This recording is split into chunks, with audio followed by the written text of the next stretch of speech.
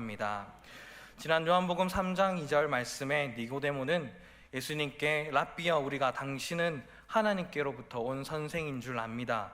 하나님께서 함께 행하시지 않았다면 당신이 이 표적을 행했던 것들은 모두 불가능했을 것입니다 라고 말했습니다. 다시 말하면 이 말은 예수님, 당신은 도대체 누구입니까? 라고 묻는 것이겠죠. 니고데모의 질문은 예수님은 진실로 진실로 내게 이르노니 사람이 거듭나지 않으면 하나님의 나라를 볼 수 없느니라 라는 대답과 함께 답변을 마치셨습니다. 이 말 속에서 우리는 두 가지 사실을 발견할 수 있을 것 같습니다. 첫 번째는 이 거듭남이라는 것이 정말 중요하다라는 것입니다. 기독교를 거듭남이라는 종교라고 말할 수 있을 정도로 설명할 수 있고, 그리고 이 거듭남은 또 하나님의 나라의 열쇠이기 때문에 하나님의 나라를 들어가는 유일한 방법이 되기 때문입니다. 두 번째로 이 말을 들었던 이 당시에 유대인의 최고의 지성이라고 할 수 있는 니고데모라는 사람은 못 알아들었다라는 것입니다.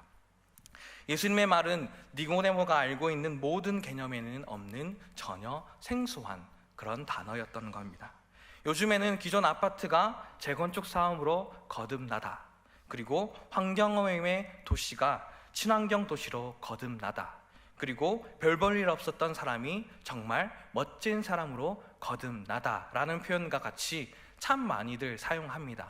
하지만 이 당시 때에는 당시의 최고의 지성이라고 할 수 있는 니고데모도 알 수 없었던 이 거듭남의 표시가 없었기 때문에 니고데모는 아마 알지 못했던 겁니다. 이 표현은 예수님께서 이 땅 가운데 오심으로 이 거듭남이란 단어가 시작된 줄로 압니다. 이 두 가지 거듭남의 중요함과 지성으로 최고의 자리에 있던 니고데모가 알아듣지 못했던 사실은 우리에게도 역시나 동일하게 적용될 줄 압니다. 예수님을 믿지 않는 사람들에게 예수님 믿으십시오, 거듭나셔야 됩니다, 천국 가십시다 라고 말하는 것과 동일하게 여기에 교회에 오래도록 다니셨던 분들, 그리고 거듭났다라고 생각하는 모든 사람들에게도 오늘도 예수님께서는 새롭게 던져주는 우리에게 향한 하나님의 말씀인 줄 믿습니다. 이 거듭남에 대한 확신이 없는 사람의 경우 니고데모가 했던 질문, 예수님 당신은 도대체 누구입니까? 라는 의미의 질문과 같이 인생에서 가장 중요한 그 훌륭한 질문을 해보지도 못하고 살아가고 있는 것 같습니다. 어쩌면 아마 하나님과의 관계는 없이 혼자 착각하며 인생을 살아가고 있는 것은 아닌지 돌아보기를 원합니다. 하나님으로부터 완전하고 완벽하게 다시 출발하는 것, 그것이 바로 거듭남입니다. 그렇게 하시는 분이 바로 우리가 믿는 예수님입니다. 그 예수님이 분명 나와 어떻게 관계가 되시고 나와 관계 있는 분이신지 오늘 말씀을 통하여 다시 한번 깨닫고 함께 나눌 수 있는 은혜의 시간 되기를 간절히 소망합니다. 니고데모는 바리새인으로서 종교적으로 성숙했던 사람입니다. 그리고 산헤드린 공회의 한 멤버로서 사회의 결정권을 가지고 있는 사람이기도 했습니다. 이스라엘의 선생으로도 존경을 받았던 사람이고, 그리고 훗날 예수님의 시체를 관리할 정도로 경제적인 여유를 가지고 있었던 사람이 바로 이 니고데모입니다. 그렇게 이 모든 것을 갖추었다라고 할 만한 니고데모가 밤에 예수님을 찾아가게 됩니다. 왜냐하면 니고데모에게는 예수님을 만나지 않고서는 이 세상에서 절대 해결할 수 없는 그 갈증이 그에게 있었기 때문입니다. 그럼에도 불구하고 구약의 종교, 율법에 대해 선입관이 많았던 그 니고데모는 예수님께서 말씀하셨음에도 불구하고 도대체 감을 잡지 못했던 것 같습니다. 그것은 영적으로 태어남, 즉 거듭남이 없었기 때문입니다. 그래서 예수님이 5절 말씀에 이렇게 대답하십니다. 예수께서 대답하시되 진실로 진실로 내게 이르노니 사람이 물과 성령으로 나지 아니하면 하나님 나라에 들어갈 수 없느니라 라고 말씀하셨던 겁니다. 거듭남의 핵심은 물과 성령입니다.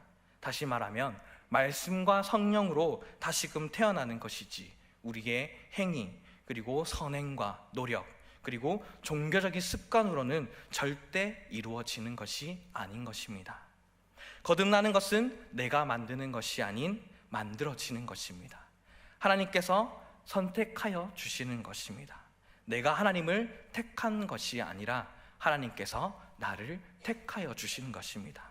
하나님이 나를 사랑하지 않으면 내가 하나님을 사랑할 수 없는 것입니다. 내가 먼저 하나님을 발견하고 사랑한 줄 알았는데 다시금 돌아보니 내가 하나님을 모를 때에 이미 나를 택하여 주셨고 나를 이미 사랑하고 계신 것이 바로 우리가 받고 있는 그 사랑입니다. 이러한 깨달음이 바로 믿음으로 들어가는 길인 것입니다. 율법과 내 노력을 의지하여 거듭날 수 있었다면 우리 스스로가 자랑할 수 있는 것들이 몇 가지가 있겠죠.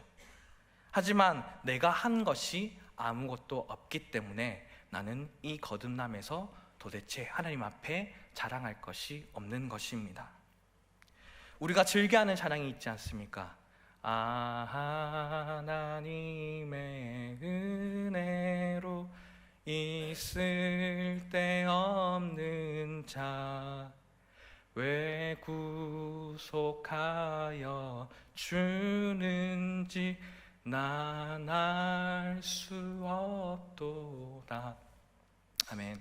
우리가 이렇게 찬양하는 이 찬양의 가사처럼 하나님께서는 우리를 택하여 주셨기 때문에 우리를 구속하시고 사랑하셨던 겁니다.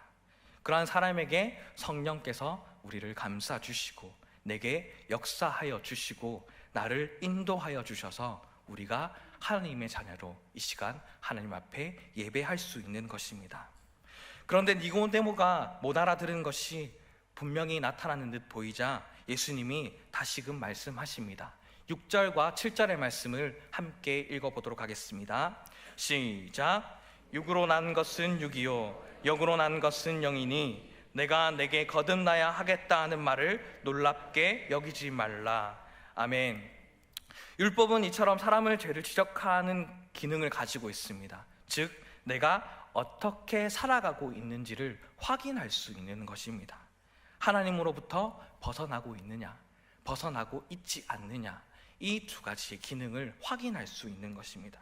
그래서 하나님의 말씀, 그 율법에 따라 쫓아가고 있으면 내가 행위가 하나님 앞을 바라보고 있구나라고 생각할 수 있는 것이고, 그러한 삶을 살아가지 못한다고 한다면 내가 지금 하나님을 벗어난 모습을 행동을 하고 있구나, 돌이켜 하나님을 바라보아야겠구나라고 확인할 수 있는 것입니다. 하지만 그곳에서는 전혀 생명을 살리는 기능이 없는 것입니다. 그래서 사람들은 율법의 기준에 따라 자신의 죄를 인정하면 됩니다. 그리고 회개해야 하는 것입니다. 그래서 마지막 선지자라 할 수 있는 세례 요한도 회개하라, 천국이 가까이 왔느니라 라고 말했던 것입니다. 구약시대 이스라엘 백성들에게 이 율법이라는 것은 이스라엘 백성들에게 정치와 문화와 종교에 전반적으로 걸쳐 지배하는 거룩한 하나님의 명령이었습니다. 그리고 하나님께서 이스라엘 백성들을 세상으로부터 거룩하게 따로 구별하기 위해서 세우신 법이라는 점에서 이 율법이라는 것은 선하다라고 말할 수 있습니다. 구약시대의 이스라엘은 율법을 지키는 것으로서 하나님께 대한 자신의 신앙을 나타냈던 것이죠. 그런데 신약시대에서는 예수님으로 인해 그 율법에 대한 관점이 바뀌어지게 되는 것입니다. 율법의 행위가 바로 신앙의 척도가 결코 되지 않는다라는 겁니다. 애당초 생명을 살리는 기능이 없었던, 그런 부여되지 않았던 이 율법을 붙잡고 살 길을 찾는다면 결국에는 아무런 것도 찾을 수 없다라는 말입니다. 그러므로 생명을 살리는 기능이 있는 바로 복음을 붙들며 살아가라라고 말씀하셨다는 겁니다. 예수님께서는 니고데모야, 내가 진정으로 살기를 원한다고 한다면 지금 내 지식을 버리고 나의 이 복음을 받아들여라 라고 말씀했던 겁니다. 이처럼 거듭남은 내가 만드는 것이 아니라 하나님께서 예비하여 주시는 것입니다. 그렇기에 우리는 거듭나야 하는 것이고 거듭날 수 있는 것입니다. 하나님이 우리를 구원시키고 거듭나게 하기 위하여 이 세상에 독생자 예수님을 보내어 주셨습니다. 내가 치러야 할 죄값과 저주와 심판과 모든 고통을 그분이 대신 짊어지셨고 십자가에 피 흘려 돌아가심으로 나는 구원을 받을 수 있는 것입니다. 이것이 거듭남의 참 모습입니다. 우리가 이 사실을 믿고 예수를 바라보기만 해도 거듭남의 비밀이 나타나기 시작합니다. 누구든지 주 예수 그리스도의 이름을 부르는 자는 구원을 얻으리라는 말씀처럼 부를 때에 주님의 놀라운 역사와 사역들이 우리 가운데 일어난다라는 것입니다. 또한 하나님이 거듭남을 이미 준비해 놓으셨다 할지라도 내 것으로 삼는 숙제가 마지막으로 남아 있습니다. 그것이 무엇입니까? 바로 믿음입니다. 육으로 태어나는 것은 나의 선택이 아닙니다. 이 대한민국에 태어남도 나의 선택이 아니겠죠. 우리의 영적으로 다시 태어나는 것도 우리의 선택이 아닌 것입니다.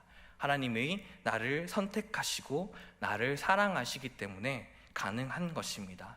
이 구원이라는 말도 안 되고 놀라운 이야기가 우리 앞에 이렇게 주어져 있는데, 들려지지만 내가 그것을 믿을 수는 없지만, 우리는 하나님이 부르시지 않았다면 내가 대답할 수 없고 우리가 이것에 존재할 수 없으리라는 것을 믿음으로 취하여 분명히 그것을 받아들이는 행위, 그 믿음이 우리 가운데 있어야 한다는 것입니다.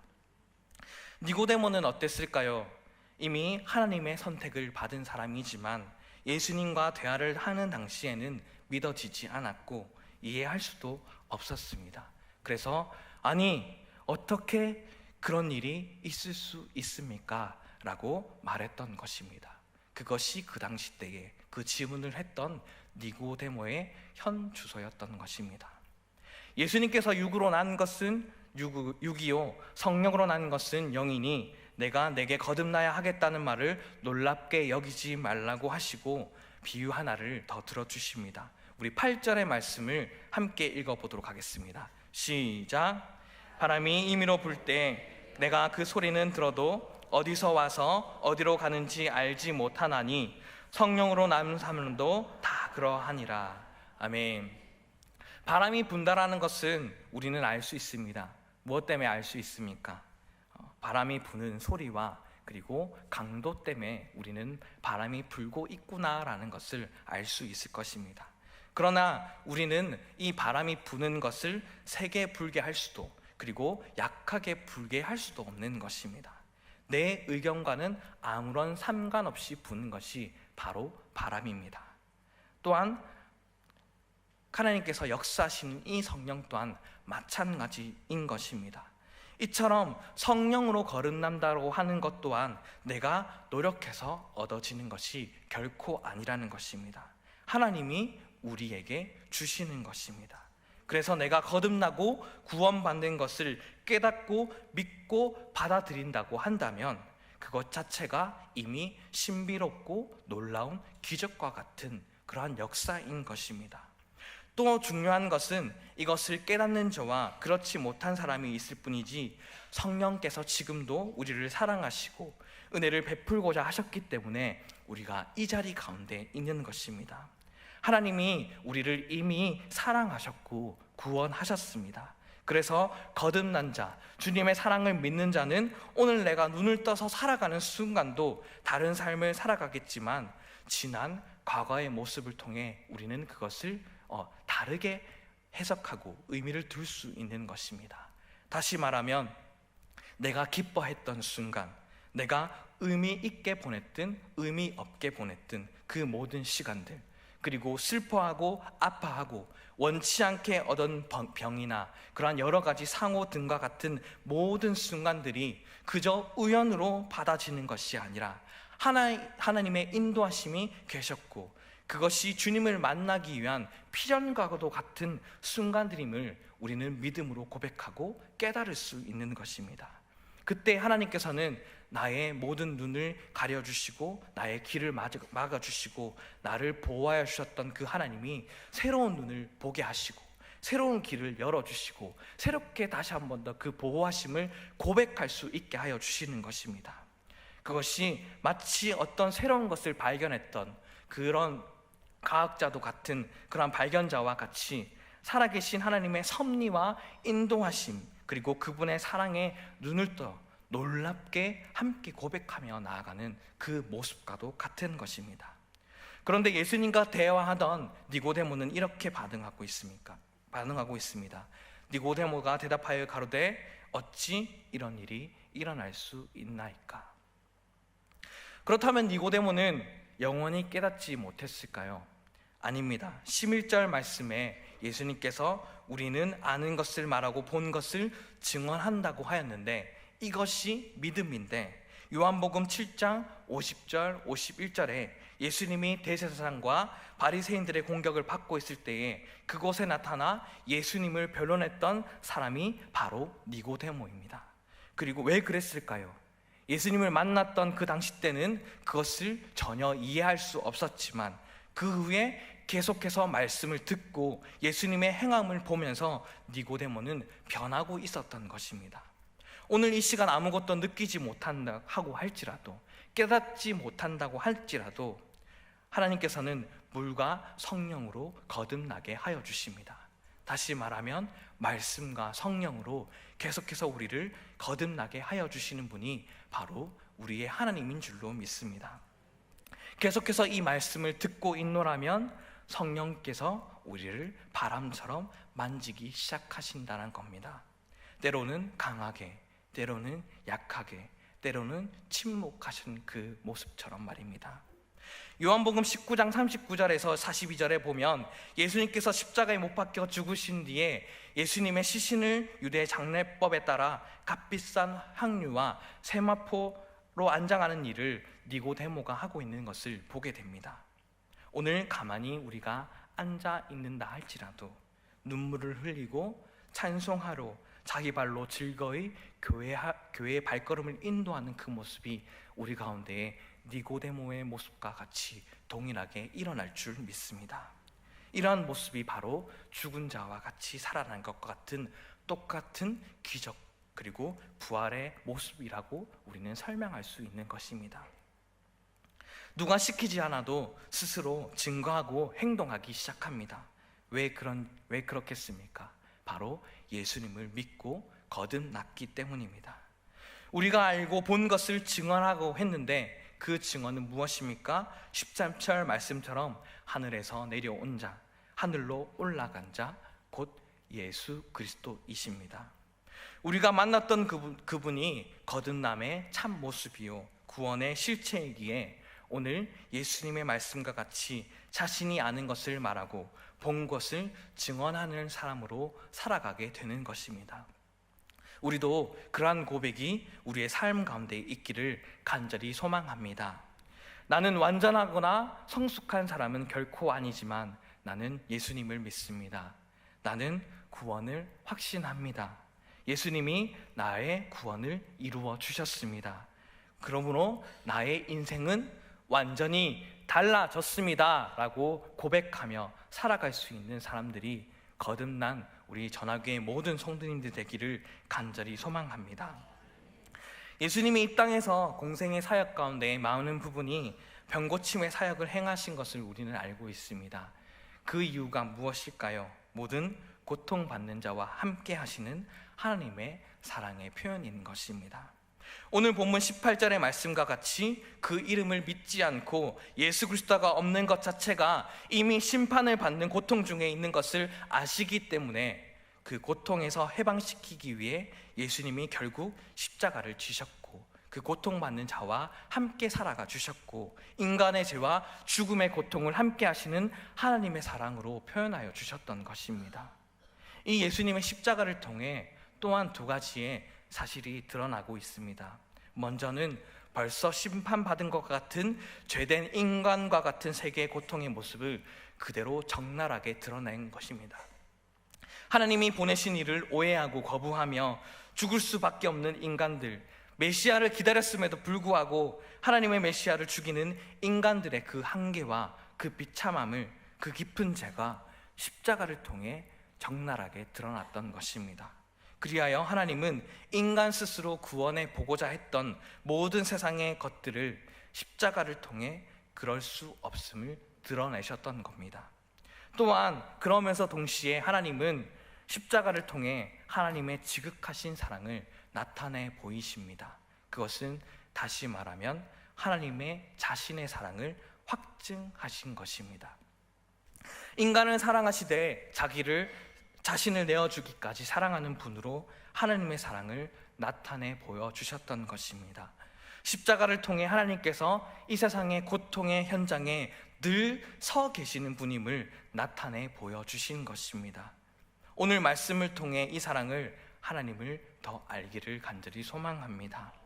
하나님의 사랑이 가장 축약됐다라고 표현할 수 있는 요한복음 3장 16절과 17절의 말씀을 함께 읽기를 간절히 소망합니다. 시작. 하나님이 세상을 이처럼 사랑하사 독생자를 주셨으니 이는 그를 믿는 자마다 멸망하지 않고 영생을 얻게 하려 하심이라. 하나님이 그 아들을 세상에 보내신 것은 세상을 심판하려 하심이 아니로 그로 말미암아 세상이 구원을 받게 하려 하심이라. 아멘. 태초에 하나님이 세상을 만드시고 사람을 에덴의 동산에 두셨을 때에 하나님의 마음은 어떠하셨습니까? 바로 기쁨 그 자체였습니다. 하나님 보시기에 좋았더라. 보시기에 좋았더라.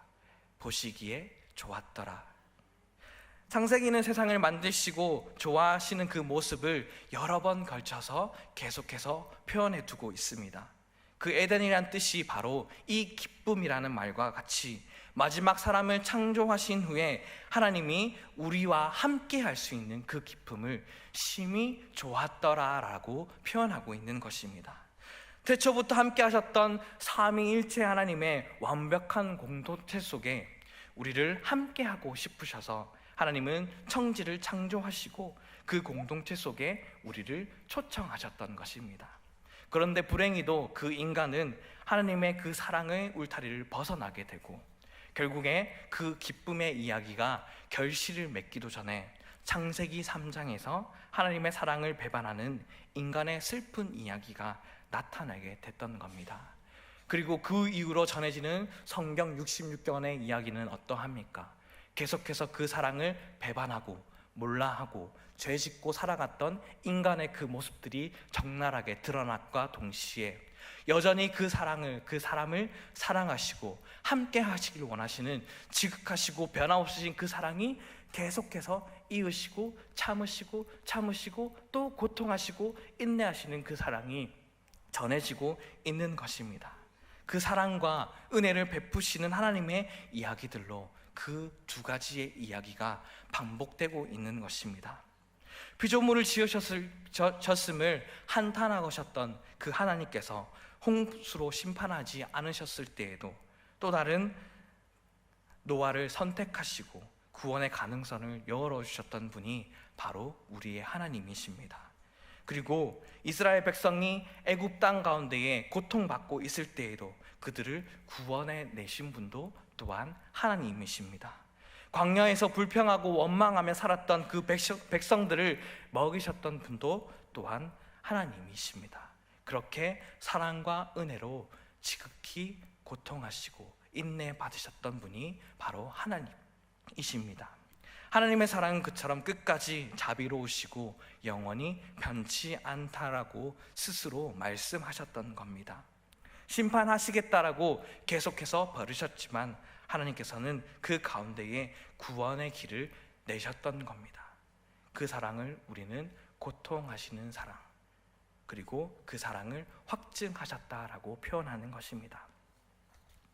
하나님은 지금도 그 사랑을 확증하시기 위해 오늘도 주저하지 않으시고 말씀을 통하여 우리에게 말씀해주고 계십니다. 우리는 이 들은 말씀을 통해 자신의 사랑을 확증하신 예수를 더 사랑하기를 간절히 소망합니다. 예수를 더 사랑하며 하나님의 나라와 그 영광을 위해 살아감으로 21절의 말씀과 같이 진리를 따라 빛으로 따라 살아가는 참다운 그리스도인들이 되기를 간절히 소망합니다. 태초에 하나님의 완전한 공동체 안에 함께 하시기를 초청하셨던 그 하나님께서 오늘도 우리 가운데 말씀을 통하여 함께 거하기를 초청하고 계시는 것입니다. 오늘도 그 사랑의 초청에 응답하며 살아가십시다. 또한 간절히 원하는 것은 우리가 할 수 있는 한, 깨달은 한, 보던 그 본 그대로 우리는 삶의 자리 가운데 증거하며 살아가는 사랑하는 전화교회 모든 성도님들 되시기를 간절히 소망합니다.